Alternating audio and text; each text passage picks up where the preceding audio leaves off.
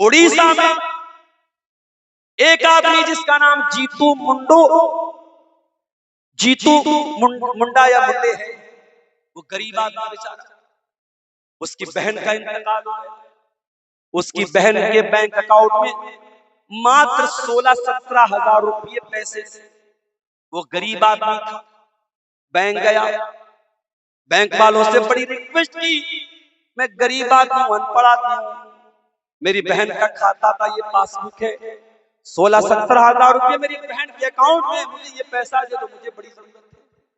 Bank वालों ने कहा जब तक आप अपनी बहन के मरने का सबूत नहीं लाएंगे, जब तक आप डेथ सर्टिफिकेट नहीं लाएंगे, जब तक आप मृत्यु प्रमाण पत्र नहीं लाएंगे, हम आपको ये पैसा नहीं दे सकते। जीतू मुंडा नाम का वो गरीब आदमी, अनपढ़ आदमी बेचारा, वो कहां से लाता डेथ सर्टिफिकेट?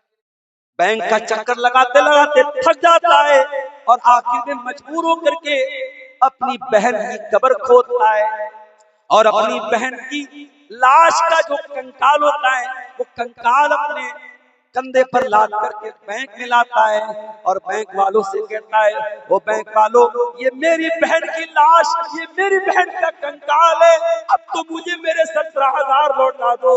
वो लोगों, ये खबर मीडिया में आई और इंसानों को खून की आंसू रुला के चली गई। ये बैंक वाले जो सूद का लेन देन करते हैं, ये सूद एक इंसान को कितना बेरहम बना देता है, उसकी एक मिसाल देखो मेरे प्यारे साथियों, कि 17,000 की मामूली सी रकम के लिए वो बैंक जो लोगों से लाखों करोड़ों का ब्याज कमाते हैं, 17,000 के लिए एक भाई को मजबूर करते हैं कि अपनी बहन का कंकाल लेकर के वो बैंक में आता है। मेरे प्यारे साथियों, ये वाकया भी मीडिया में हमारे सामने आया और फिर हमें कुरान की आयत याद आई, वल अस्र इन्नल इंसान लफी खुस्र, ज़माने की कसम, ऐ इंसान तू बहुत बड़े खसारे में, तू बहुत बड़े घाटे में, तुझसे बड़ा लालची कोई नहीं, तुझसे बड़ा हरीफ कोई नहीं, तुझसे बड़ा घटिया कोई नहीं, ऐ इंसान तू बहुत बड़े खसारे में, बहुत बड़े नुकसान। हाँ, अगर इस नुकसान से बचना है तो 4 चीजें आपको अपने अंदर पैदा करें। इल्लल्लज़ीना आमनू व अमिलुस सालिहाति व तवासौ बिल हक़्क़ि व तवासौ बिस सब्र। सबसे पहले तो आपको ईमान वाला बनना पड़ेगा। ओ मुसलमानों, शायद कभी आपको अफसोस होता हो, हम लाल बथानी के एक छोटे से गांव में रहते हैं, जहां आने जाने में भी बहुत मसले हैं। हमारा ड्राइवर कहने का, मौलाना आइंदा लाल बथानी चलने को मत बोलिएगा। मैंने कहा क्या मसला है? बोले देखिए रास्ता कितना खराब है, मिर्जा चौकी से इतने बड़े बड़े गड्ढे थे, पानी भरा था, बड़े बड़े ट्रक फंसे हुए थे, डर लग रहा था कहाँ 4 व्हीलर बैठ जाएगी, रात का समय कौन हमारी मदद के लिए आएगा।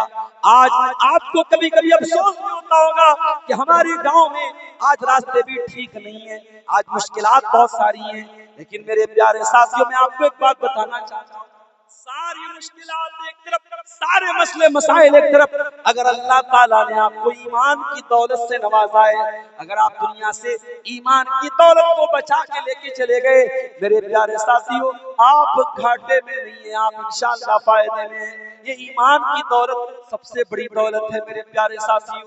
आज इसी हमारे भारत में, इसी हमारे देश में आप देखिए, मुसलमानों से नफरत का ये आलम है कि हमारे घरों में मुसलमान न आए, हमारे मोहल्ले में मुसलमान न आए, इसलिए लोग अपने दस्तरखान पे सूअर के बच्चे को बिठा के खाना खिला रहे हैं। एक ही प्लेट में एक औरत चावल खा रही है और उसी में सूअर के बच्चे को भी खिला रही है।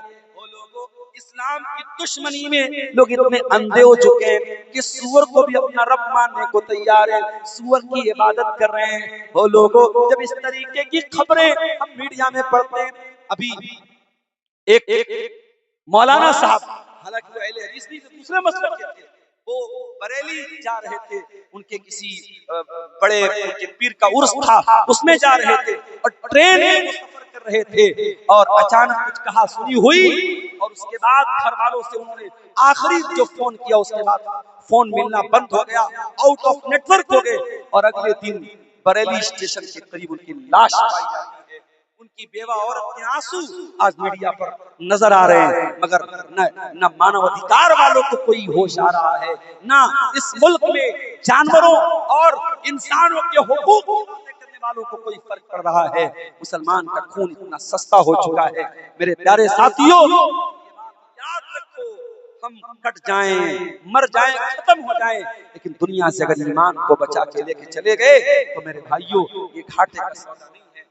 اسی لیے قرآن ہم سے کہتا ہے وَلَا تَمُوتُنَّ إِلَّا وَأَنتُم مُسْلِمُونَ، اے مسلمانوں تمہیں موت نہ آئے مگر ایمان کی حالت میں مرو، تو ایمان کی حالت میں مرو، زندگی کی آخری سانس تک اپنے ایمان کی حفاظت کرو۔ وہ لوگوں، وہ صاحب گنج والو، وہ لال بتھانی والو، اپنے بچوں کو توحید کا پاٹ پڑھا کے دنیا سے جانا۔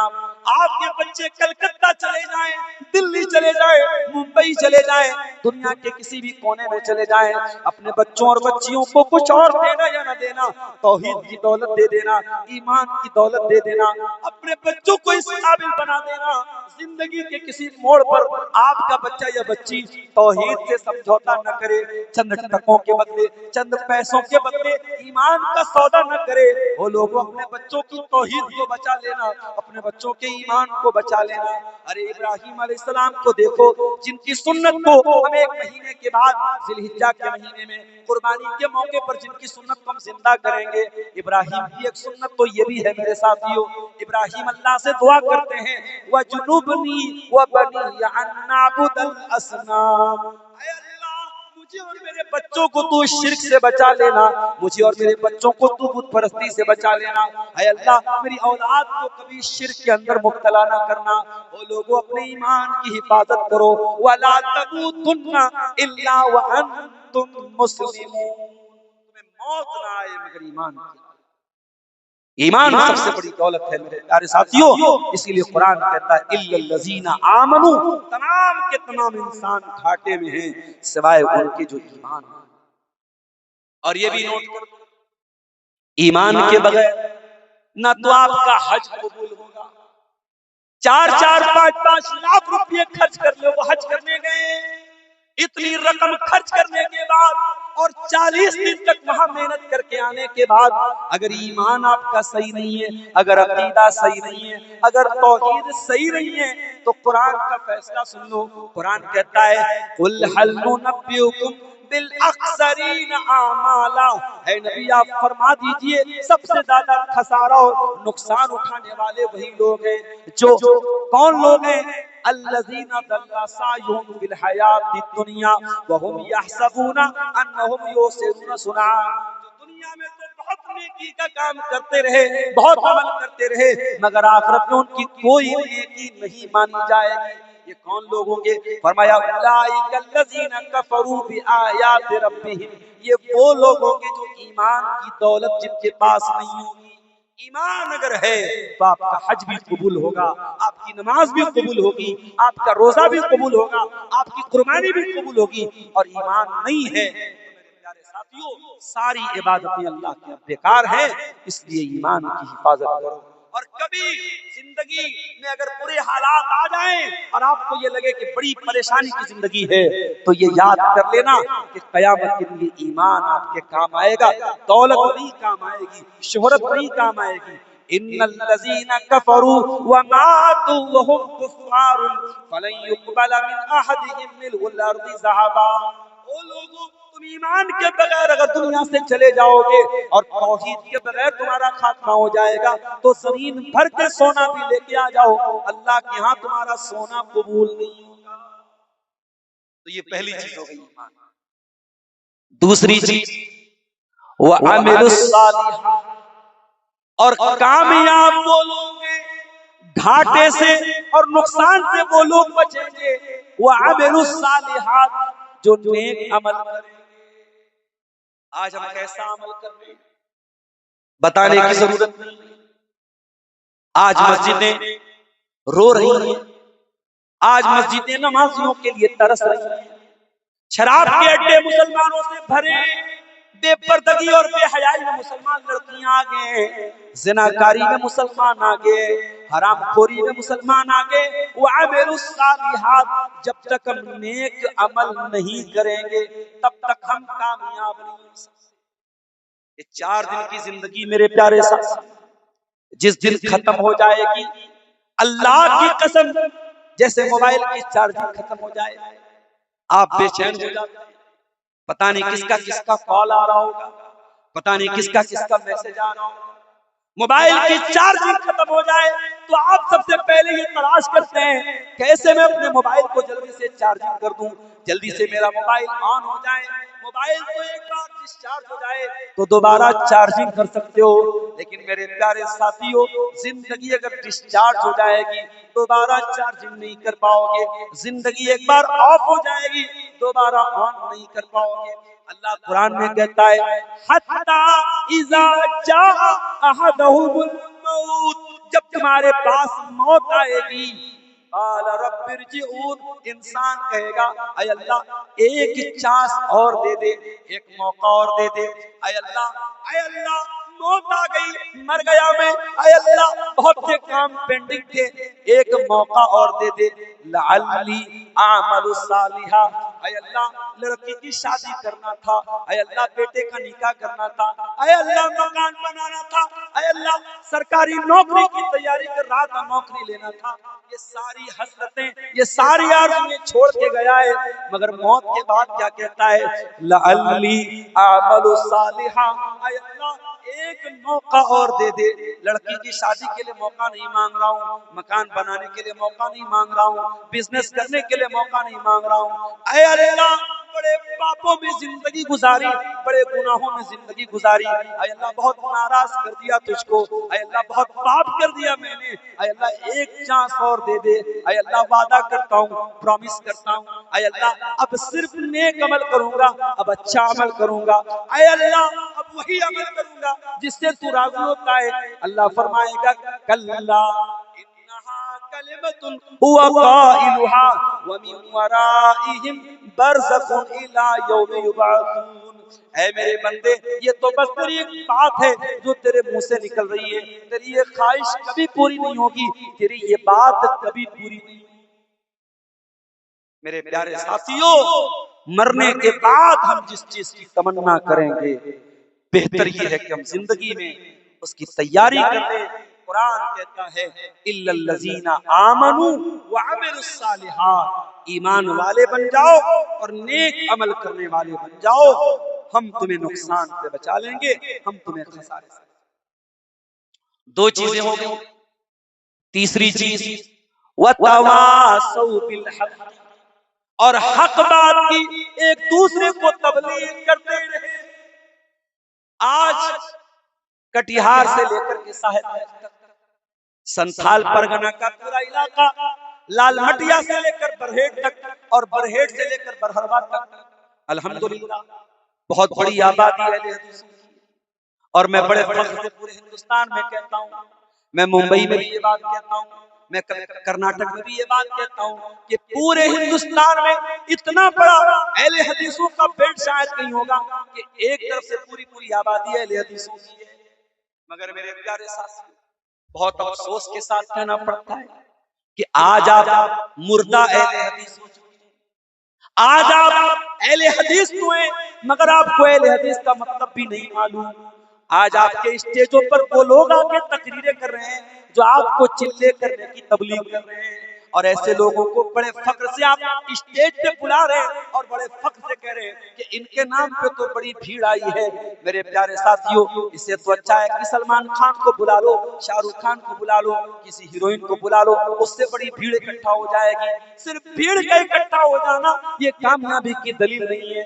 میرے پیارے ساتھیوں یہ اہل حدیثوں کا جلسہ اور اہل حدیثوں کا اسٹیج ہے، اس اسٹیج پر ہر کسی کو آنے کی اجازت نہ دیجیے۔ میرے پیارے ساتھیوں وتواصوا بالحق، ہمیں قصے کہانیاں لوگوں کو نہیں سنانا ہے، ہمیں بے سر پیر کے واقعات نہیں سنانا ہے، ہمیں بزرگوں کے من گھڑت واقعات نہیں سنانا ہے۔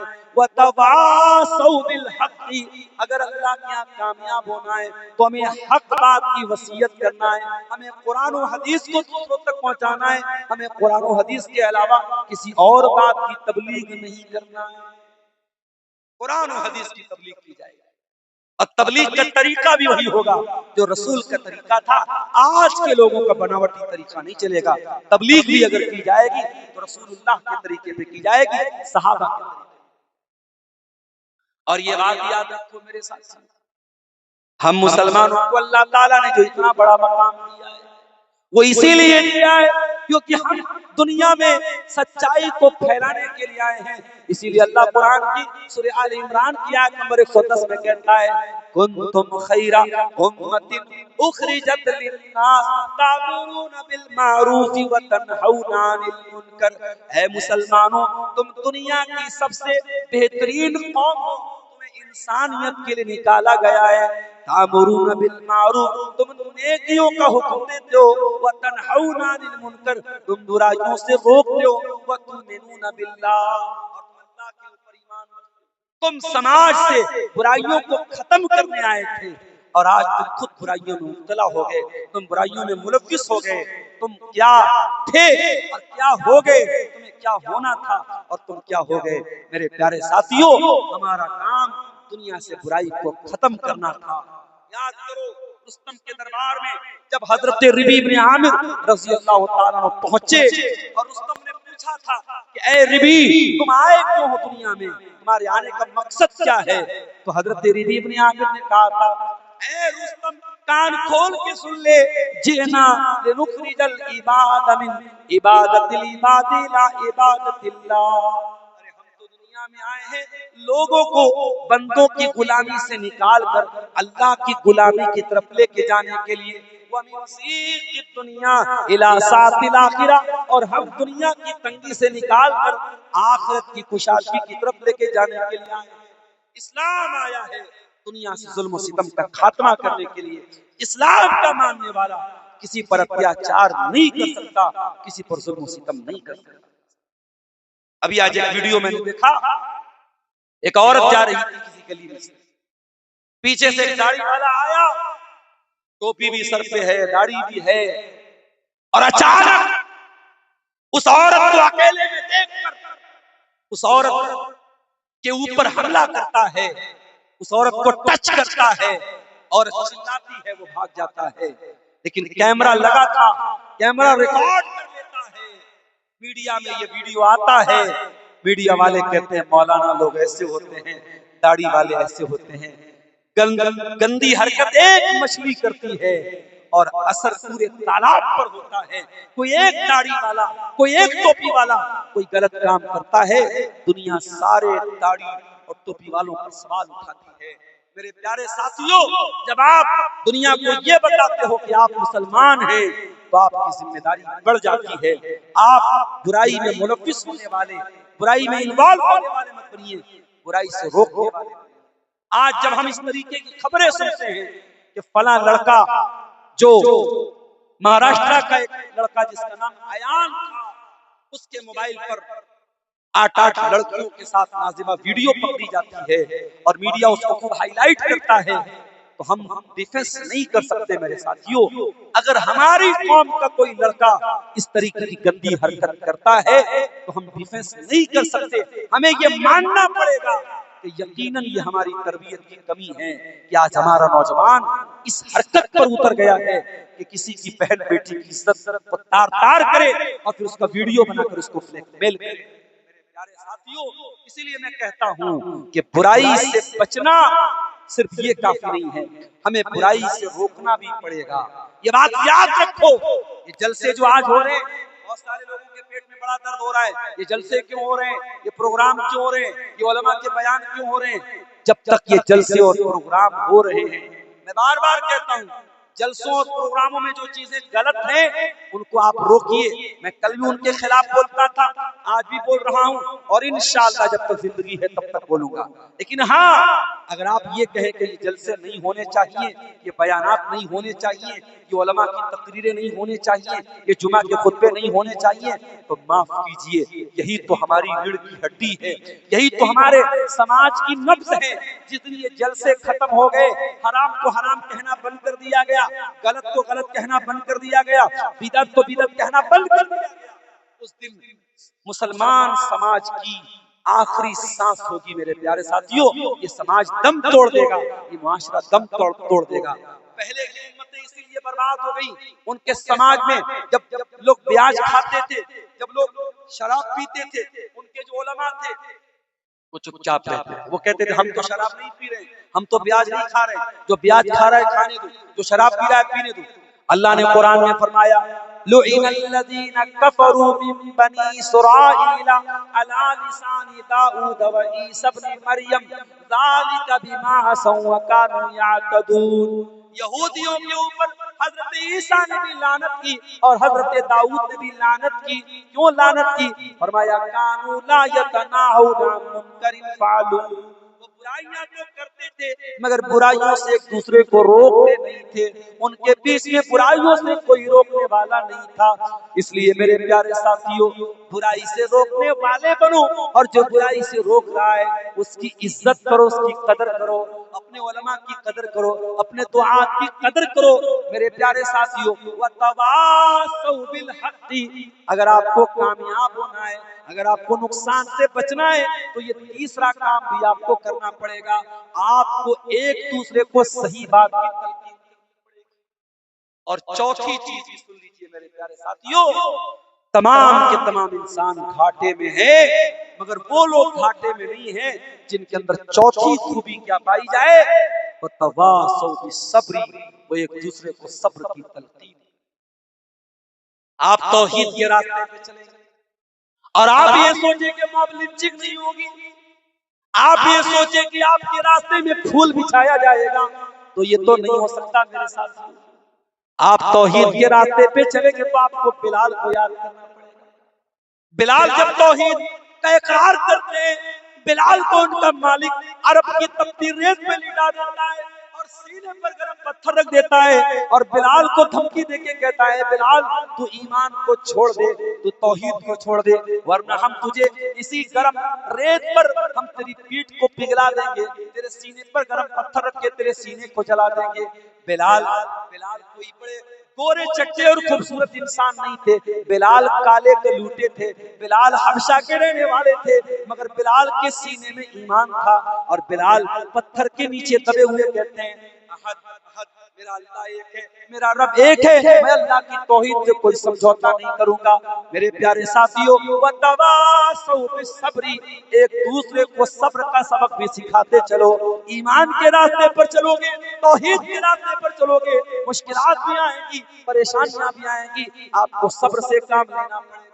وہ میری پیاری ماں بہنوں، آج آپ ننگی ہو کر کے گھومیں گی تو کوئی اتنا اعتراض نہیں کرے گا جتنا اعتراض آپ کے پردہ کرنے پر ہوگا. آپ کلکتہ کے کسی پوش ایریا میں چلی جائیں، آپ ریلوے اسٹیشن پہ چلی جائیں، آپ ایئرپورٹ پہ چلی جائیں، آپ پٹنہ میں چلی جائیں، آپ بھاگلپور میں چلی جائیں، نقاب پہ سر سے پیر تک جو لڑکی نقاب میں چلے گی تو بہت سارے لوگ اس کو غلط نظروں سے دیکھیں گے، بہت سارے لوگ اعتراض بھی کریں گے. او میری پیاری بہنوں، حجاب سر سے لگا کے رکھنا، حیا سے دامن سجا کے رکھنا. میری بہنوں، اس حجاب کو، اس نقاب کو دنیا والوں کے ڈر سے کبھی چھوڑ نہ دینا. یہ حجاب پہن کر کے اگر دو چار گالیاں سننی پڑے تو سن لینا. ارے تم تو صرف گالیاں سن رہی ہو، سمیہ نے تو جان دے دی، سمیہ نے تو اس ایمان کو بچانے کے لیے اپنی جان دے دیا تھا. میری پیاری بہنوں، ایمان کا راستہ صبر کا راستہ ہے، ایمان کا راستہ استقامت کا راستہ ہے. وَتَوَاصَوْا بِالصَّبْرِ، اگر نقصان سے اور خسارے سے بچنا ہے تو چوتھا کام یہ کرنا پڑے گا کہ تمہیں صبر اپنے اندر پیدا کرنا پڑے گا. اب ایک بات یہ بھی سمجھ لیجیے، صبر کا مطلب کیا؟ صبر کا مطلب بھی سمجھ لیجیے. آج کی تقریر کا خلاصہ، صبر کس کو کہتے ہیں؟ رات میں 2:15 بجنے والی اور فجر کی اذان میرے خیال سے 4 بجے ہونے والی ہے. آپ اپنے گھر پہ 15 منٹ باقی ہے، رات بھر آپ تقریر سن کے آئے ہیں اور فجر کی اذان میں مان لو 15 منٹ باقی. اب نیند بہت تیز آ رہی ہے، بدن بھاری ہو رہا ہے، آرام کا تقاضا یہ ہے، آنکھوں کا تقاضا یہ ہے کہ جلدی سے سو جایا جائے. لیکن حی علی الصلاۃ، الصلاۃ خیر من النوم کا تقاضا یہ ہے کہ نہیں فجر کی اذان ہو جائے گی، میں نماز پڑھ کے ہی سوؤں گا، میں نماز پڑھے بغیر نہیں سوؤں گا. یہی تو صبر ہے میرے ساتھ، اپنی خواہشات پہ کنٹرول کرنا. میرے نوجوانوں، آج اللہ کی قسم زنا کرنا بہت آسان ہو چکا ہے. لڑکیوں کا نمبر بھی آپ کو مل جائے گا، لڑکیاں چیٹنگ بھی کریں گی، لڑکیوں کے میسج بھی آئیں گے، لڑکیاں ملنے کے لیے تیار بھی ہو جائیں گی. آپ کو زنا کرنے کا، آپ کو غلط کام کرنے کا پورا موقع بھی ملے گا. لیکن آپ اللہ کے ڈر سے، دنیا کی عدالتوں کے ڈر سے نہیں، دنیا کے پولیس کے ڈر کے نہیں، دنیا کے قانون کے ڈر سے نہیں، اللہ کی پکڑ کے ڈر سے اپنے آپ کو زنا سے بچا لیں. اور جو لڑکیاں آپ کو غلط راستے پر بلانے کی کوشش کریں، ان لڑکیوں کو بلاک کر دیں. ان لڑکوں کو میری بہنوں تم بلاک کر دو، زنا کے راستے سے دور ہو جاؤ. یہ بھی تو صبر ہے. وَتَوَاصَوْا بِالصَّبْرِ، اپنے نفس کو برائی سے روک لینا، برائی کے تقاضے سے اپنے آپ کو کنٹرول کر لینا، یہ بھی تو صبر ہے. اور قرآن کہتا ہے اگر خسارے سے بچنا ہے، اگر نقصان سے بچنا ہے تو وَتَوَاصَوْا بِالصَّبْرِ، آپ کو صبر کا دامن بھی تھامنا پڑے گا. بغیر صبر کا دامن تھامے آپ اللہ تعالیٰ کے یہاں کامیاب نہیں ہو سکتے. کسی کی موت ہو گئی، ایک آدمی مومن نہیں، اس کا بیٹا مر گیا، اس کا باپ مر گیا، وہ رو رو کر کے دہاڑے مار مار کے رو رہا ہے، اپنے باپ کا نام لے لے کے رو رہا ہے. اور ایک سچا پکا مسلمان، اس کا باپ مر گیا، اس کی ماں مر گئی، وہ بیچارہ رو تو رہا ہے مگر اپنی زبان کی حفاظت کر رہا ہے، صبر سے کام لے رہا ہے. میرے پیارے ساتھیوں، دونوں برابر تو نہیں ہو سکتے ہیں. مصیبت آنے پر، تکلیف آنے پر جو صبر سے کام لیتا ہے، اللہ کے نبی فرماتے ہیں ما یصیب المسلم من نصب ولا وصب ولا ہم ولا حزن. جب مسلمان کو کوئی تکلیف پہنچتی ہے، جب مسلمان کو کوئی غم پہنچتا ہے، جب مسلمان کو کوئی چوٹ لگتی ہے، حتی الشوکۃ یشاقها، کہ مسلمان کو اگر کوئی کانٹا بھی چبھتا ہے اور مسلمان پر صبر سے کام لیتا ہے، اللہ کفر اللہ بہا خطایا، اللہ تعالیٰ اس تکلیف کو، اس مصیبت کو اس کے گناہوں کا کفارہ بنا دیتا ہے، اس کے گناہوں کی معافی کا ذریعہ بنا دیتا ہے، اس کے بہت سارے گناہ معاف ہو جاتے ہیں. آپ کے ساتھ ایکسیڈنٹ ہو گیا، آپ کا پیر ٹوٹ گیا، آپ کا ہاتھ ٹوٹ گیا، آپ تو رو رہے، آپ تو آنسو بہا رہے، ارے نہیں ہاتھ ٹوٹ گیا، پیر ٹوٹ گیا، ارے اللہ کا شکر ادا کرو، جان تو بچ گئی، جان تو بچ گئی. میرے پیارے ساتھی، ابھی بنارس میں ہمارے ایک جاننے والے ہیں، ان کا 12-13 سال کا بچہ، بالکل صحیح سلامت بچہ، 2 پارے کا قرآن کا حافظ بھی بن چکا تھا. بیچارہ مدرسے جاتا تھا، قرآن یاد کرتا تو 2 پارے کا حافظ، اچانک اس کا دماغ کام کرنا بند کر دیتا ہے. گھر والے پریشان ہو گئے، ڈاکٹروں کو دکھایا، ڈاکٹروں نے ہر طریقے کی جانچ کی، سب نارمل ہے. قرآن کی آیتیں پڑھ پڑھ کے دم بھی کرائی گئی، روحانی علاج کرنے والوں کو بھی بلایا گیا جو قرآن کے ذریعے جادو کا علاج کرتے ہیں، انہوں نے قرآن کے ذریعے بھی علاج کیا. مگر وہ لڑکا آج اس پوزیشن پر پہنچا ہے، 12-13 سال کا وہ بچہ اپنی تمام باتیں بھول چکا ہے، اپنے باپ کو باپ بھی نہیں کہہ رہا ہے، اپنی ماں کو ماں بھی نہیں کہہ رہا ہے. 12-13 سال کا بچہ ہے، لیٹرین اس کا باپ اس کو کرانے جاتا ہے، پیشاب اس کا باپ اس کو کرانے جاتا ہے. باپ ٹیچر تھا، اسکول میں پڑھاتا تھا، بچے کی یہ حالت دیکھ کے باپ نے نوکری چھوڑ دی ہے اور 24 گھنٹے بچے کی نگرانی کر رہا ہے. آپ کا بچہ ذرا سی تکلیف میں پڑ جائے، آپ پریشان ہو جاتے ہو. ذرا اس باپ کے بارے میں سوچو، وہ کتنی بڑی آزمائش میں مبتلا ہو گیا، جس کا 12-13 سال کا بچہ 2 پارہ قرآن کا یاد کرنے کے بعد آج اس انجام کو پہنچا ہے.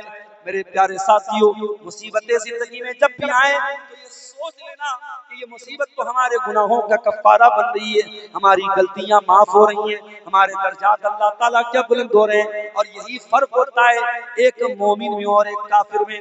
ایک مومن کے اوپر جب کوئی مصیبت آتی ہے تو مومن صبر سے کام لیتا ہے، اور مومن کو جب کوئی نعمت ملتی ہے تو مومن اللہ تعالیٰ کا شکریہ ادا کرتا ہے۔ اور اللہ کے نبی فرماتے ہیں کہ مومن کے تو دونوں ہاتھ میں لڈو ہیں، اگر نعمت ملتی ہے تو شکریہ ادا کرتا ہے، اور تکلیف آتی ہے تو صبر سے کام لیتا ہے۔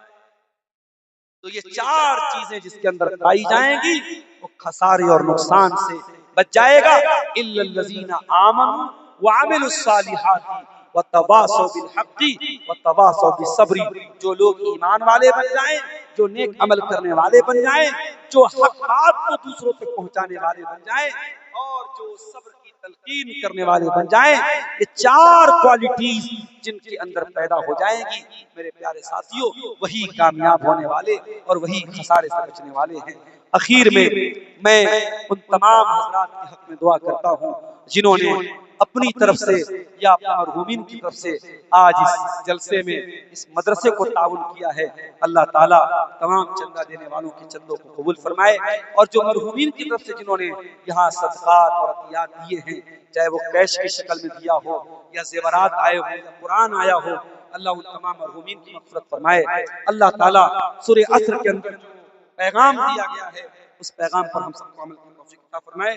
یہ 2-3 سوال آیا ہے، جواب دے کے بعد ختم کرتے ہیں۔ آدمی مرنے کے بعد خواب میں آنا اچھا ہے، اور اچھا اور برا دکھنا اس کی کیا تعبیر ہے؟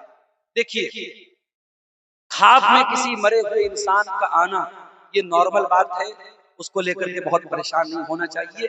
اگر اچھی حالت میں وہ نظر آ رہا ہے تو علماء نے اس کی تعبیر یہ بتائی ہے، اس کا مطلب کہ وہ قبر میں سکون سے ہے، عالم برزخ میں سکون سے ہے۔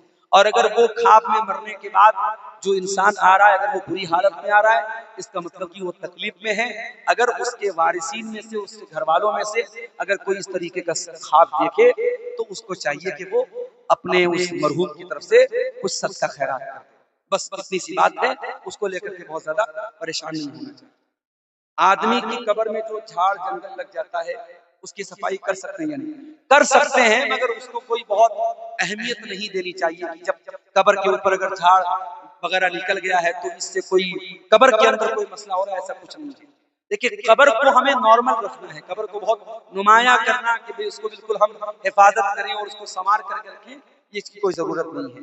اگر بہت بلا وجہ کا وہاں پہ جھاڑ جھنکال لگا ہوا ہے اور ڈر اس بات کا ہے کہ لوگ اس کو قبر نہیں سمجھیں گے اور وہاں پہ عام طور سے چلنے لگیں گے اور قبر کی بے حرمتی ہو جائے گی، تو اس صورت میں آپ اس جھاڑ وغیرہ کو صاف کر سکتے ہیں۔